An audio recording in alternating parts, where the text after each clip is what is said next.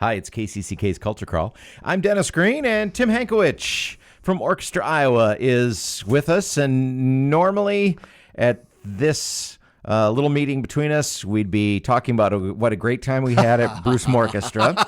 Thank you for reminding me, Dennis. And I will tell you. Sorry. Yeah, too soon? Yeah, too soon. Yeah. And I will say, I had a delightful time for the 40 minutes I was there before you kicked us all out. That's right. Yeah. Well, you're a genius when the weather works and a bum when it doesn't. Well, live by the weather, die by the weather. It was, yeah. What can you say? It was the right decision. I know, really tough on you all. You had a terrible weekend. Yeah. Between the cancellation and then trying to decide if you could pull off the rain date, which again ended up being wise decision. I know. I mean, what's really nerve-wracking, because when you make calls like this, not only is the financial and artistic decisions very burdensome, but you are also kind of relying on your own crystal ball to see what the future will bring.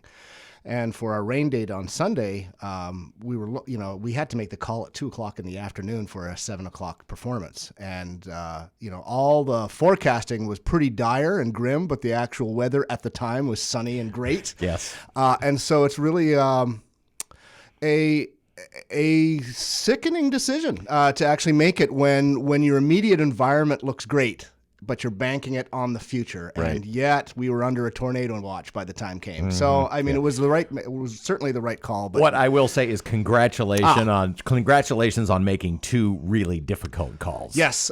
You know what? Thank you for saying that, because I actually sent that out to the staff immediately on the Monday following that. Yeah, we did. We had to make the right call, not once, but twice. Yeah. And hopefully we'll get a chance to bring Melissa back some other time. I hope. Yeah. So anyway, but onward and upward. It's time. It's time to debut the 100th season of the orchestra. Yay! 100 years. That is amazing. You know, when I first got here 17 years ago, I did not think certainly didn't envision this milestone, and yet here we are. And this is arguably, not just because of the round number, one of our most important seasons, because not only are we celebrating our 100-year legacy, but we're also laying the foundations for the next 100 years so that generations that come after us can also enjoy this great music. Well, that's the thing, and we talk about that around here too, Sure. that we have this thing, we have this radio station, we have this orchestra because the community has supported it for decades. Right. And we don't own it. We're just the custodians for a little while to keep it going for the next group. Dennis, you and I have the same job. I mean, we have to earn our relevancy with the community each and every day. And that means sometimes reinventing what we do, or sometimes just doing things out of the box and being a great ambassador and advocate. Because if you just kind of retrench into your own ivory tower, if you don't care about the community will not care back. And so it's been a privilege and a pleasure for me to be doing this for the last 17 years. Well, the community cares about Orchestra Iowa, and I am excited to move into the Paramount Masterworks season. Oh, yeah. And Cultural Crossroads is the first concert coming up this weekend. Right. And I think we get that title because our overarching theme for the year is 100 years into our future. And so what that means artistically is the guest artists that we bring will be both from our present and our future, meaning the up-and-comings. Our music that we're going to be playing will be both some of the burnished masterworks plus new music. For example, starting with our very first piece by Jerry Owen, professor emeritus from Coe College. One of my favorite people. He's an incredibly accomplished composer.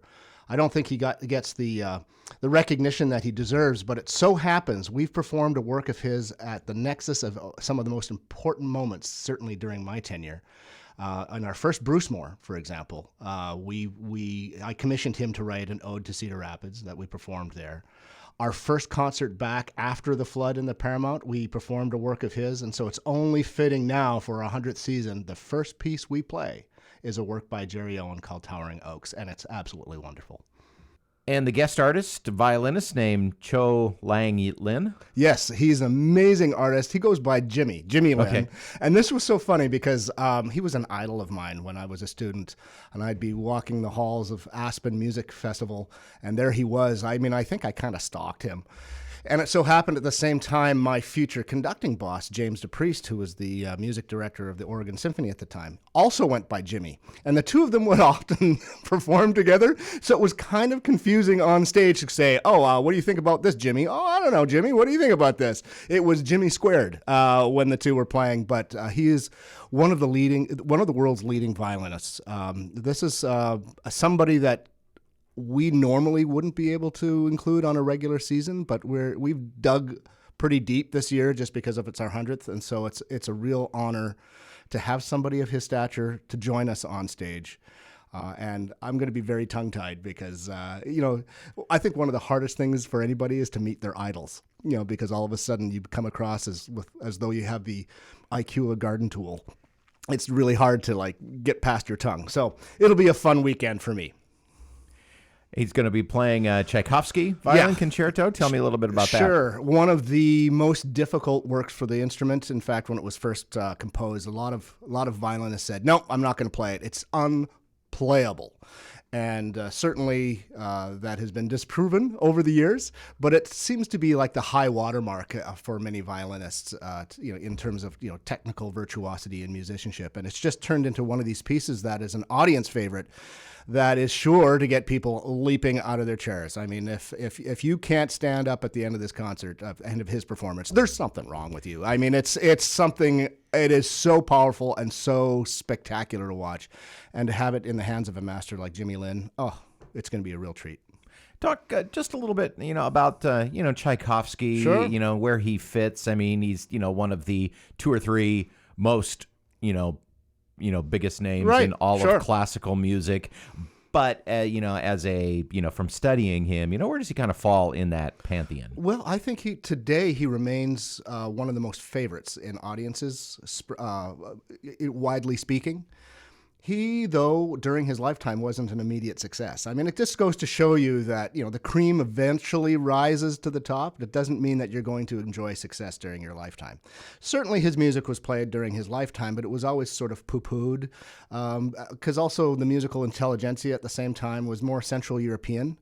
And the affect of Tchaikovsky's music is just unabashedly romantic and passionate. And so, there was a little bit of distrust there. So even well in today that sometimes people poo-poo Tchaikovsky, but that's also the reason why it's so great, because it is so immediate to audiences who just love it, and rightly so. It's some of the most sweepingly beautiful melody, plus an orchestration that is spine-tingling. So he was able to extend the state of the art, with the way he was writing for orchestra at the time that Central European composers just weren't doing. And you've paired this with a Bartok piece in the second half. So why? Okay, so in Eastern Europe at the time, countries or provinces that were ruled by other governments were coming into the fore. There was this rise of nationalism. Czech and Slovakia wanted to be their own country. We're seeing that in the Ukraine as well going on. And the one way that nationalities would assert their personalities was through their music, and that's by adapting folk song. And so you hear that in the music of Tchaikovsky, by the way, especially the slow movement. It's so Russian and so passionate and so gorgeous. So when we pivot to Bartok, who wrote this piece in the 1940s, 20 years after the Cedar Rapids Symphony was founded, wrap your mind around that. What's he doing? He's putting Hungarian folk song into it. And we know that there's a lot of gypsy-like music in the Hungarian folk song, and it is just an absolute wild romp. It's this program that is designed just to get people's blood flowing, and I think they're going to get tired having to jump out of their seats so often with this concert. So do your squats. Okay. Yes, absolutely. So you can get those quadriceps in good shape, so that you can be prepared for the numerous standing ovations. Absolutely. That you'll be giving the orchestra. Well, congratulations again so on 100 years, and it's a little bit of a later start than what we'd imagined, but it's still going to be great. I can't wait. And what's also remarkable this season is we're performing all of our concerts twice, obviously at the Paramount this Saturday at 7:30, but 3 of our concerts this year, starting with this one on Sunday at 2 o'clock, will be at Hancher. So we're going to be expanding our footprint and our venues a lot more this season. So you're going to get to hear us in a lot of great places. Well, and it doesn't, you don't get better than those two rooms. Oh, I know. Yeah. Paramount and Hampshire. After 2008, could you have imagined it? And now we have this embarrassment of riches, and I'm all for it. I can't wait. It's going to be a lot of fun. Cultural Crossroads with Orchestra Iowa, Saturday and Sunday in Cedar Rapids and in Iowa City. And how do people get tickets? So you can go online, artsiowa.com or orchestraiowa.org, or you can call us at the box office at 319-366-8203. All right. Well, have fun this weekend. All right. Will do. Thank you. You can hear the Culture Crawl live on the radio many weekdays at 10:20, or download the podcast, watch or listen on your own schedule at kcck.org/culture, or however you get your podcasts. I'm Dennis Green, and I'll talk to you later.